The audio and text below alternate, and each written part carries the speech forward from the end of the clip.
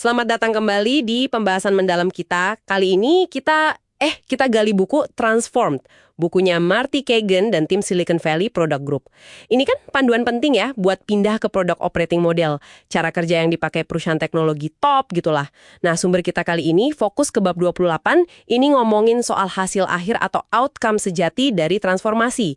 Pertanyaannya gini, apa sih sebetulnya tolok ukur suksesnya transformasi model produk ini? Bukan cuma soal proses baru aja kan? Yuk, kita bedah. Pertanyaan bagus banget. Bab 28 ini emang menyoroti satu hasil fundamental. Sesuatu yang sering kelewat gitu aja. Di tengah ya riuhnya perubahan proses atau struktur. Ini bukan sekedar adopsi tools baru atau jargon doang. Menarik. Jadi, apa dong inti hasil yang dikejar itu? Kalau bukan cuma ganti cara kerja atau ngadain training buat tim? Prinsip kuncinya.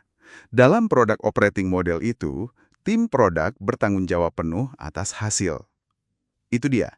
Penting banget nih, bedain antara hasil, ya outcome, sama keluaran atau output. Output itu kan cuma ya fitur yang dirilis, proyek kelar, gitu aja. Sementara outcome itu dampak nyata, yang terukur buat pelanggan, buat bisnis. Misalnya, retensi naik, churn turun, atau ya pendapatan nambah. Oke. Jadi bedanya kerasa banget ya. Bukan cuma selesai ngerjain tugas, tapi lebih ke ngehasilin dampak. Tapi, kenapa sih penekanan di akuntabilitas tim ini penting banget menurut buku ini? Kan hasil bisnis itu faktornya banyak ya. Ada marketing, sales juga. Nah, ini pertanyaan bagus. Kena banget ke inti modelnya. Jadi argumennya gini, tanpa akuntabilitas yang jelas di level tim produk untuk outcome bisnis, ya, semua perubahan lain, mau itu proses agile, struktur tim baru, tools canggih, jadi kurang nendang gitu. Model lama kan seringnya tanggung jawabnya buyar kemana-mana, tipis banget. Nggak ada yang benar-benar ngerasa punya hasil akhirnya.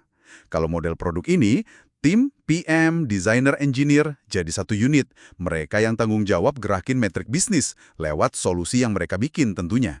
Ya pasti kolaborasi sama tim lain penting, tapi akuntabilitas solusi produknya itu di tim produk. Oke, paham. Jadi bukan berarti tim produk itu kerja sendirian ya, tapi merekalah yang paling bertanggung jawab soal gimana produk mereka itu ngasih kontribusi ke outcome bisnis. Ini geser cara pikir yang lumayan mendasar ya, dari cuma pelaksana jadi pemilik masalah sama hasilnya juga. Persis, itu dia.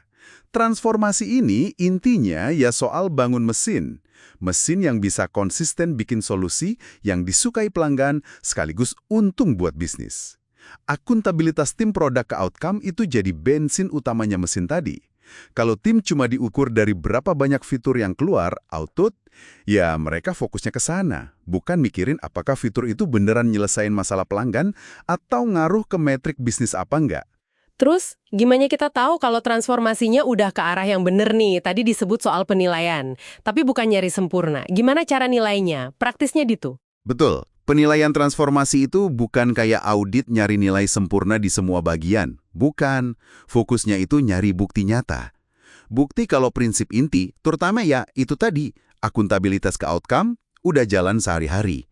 Udah meresap gitu. Bukan cuma di mulut aja.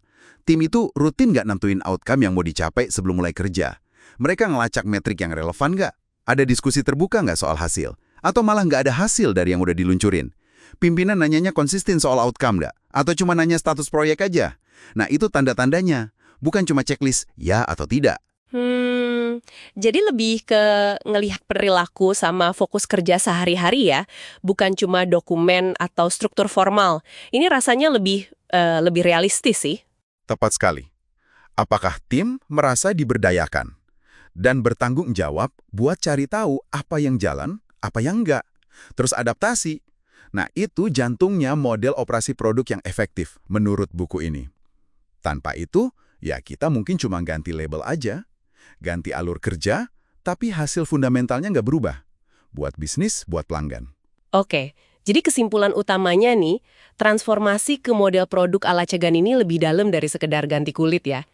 Inti sebenarnya itu ya nanemin fokus ke outcome bisnis dan pelanggan.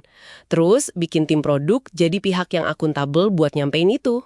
Iya, betul sekali. Suksesnya transformasi itu pada akhirnya diukur bukan dari seberapa lancar prosesnya, tapi dari peningkatan nyata.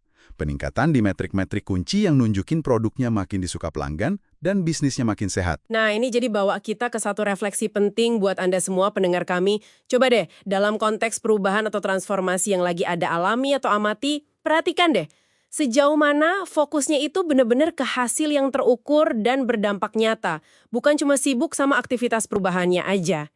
Gimana Anda bisa bedain antara kesibukan semu sama kemajuan yang beneran menuju outcome? Coba direnunkan ya.